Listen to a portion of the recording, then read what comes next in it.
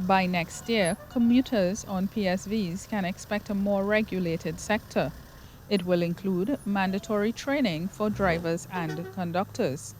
Those operators have been told that they will not be allowed to renew their licenses until the mandatory training is completed.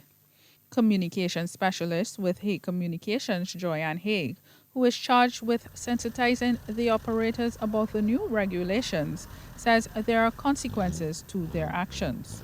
What we are trying to achieve here is to make sure that people traveling in public service vehicles can leave home and get to work safely, children can get to school safely, and get back home to their families. That is what we want ultimately. Obviously, we want to eliminate the behavior. We're not going to get it 100%, but certainly we're trying our best to reduce it, at least to give us 80% of good behavior. This will allow then for persons to either decide, do I want a career driving a PSV or being a conductor, hence the reason for having certification. So gone are the days of come and just drive my van for me, come off the street and just come and conduct and not without training. We're taking this seriously. We want you to take it seriously. Assistant Director of Administration at the Transport Authority, Maria Boyce, says stakeholders and passengers all have a role to play in effecting the new regulations.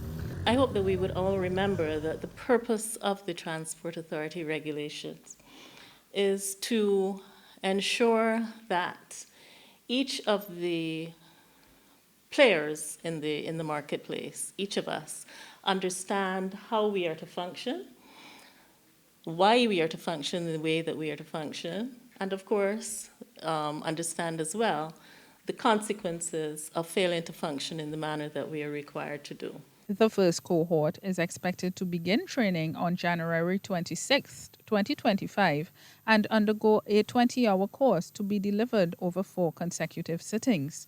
Parliamentary Secretary in the Ministry of Transport Works and Water Resources, Dr. Romel Springer, says the regulations will give government the teeth needed to deal with some of the lawless behavior on the roads.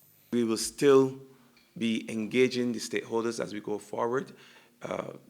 This is not a strictly ministry objective. This is basically working with all the stakeholders involved. We welcome those consultations. We welcome the views of persons of the various associations. The new regulations were gazetted earlier this month. Rachelle Agard, CBC News.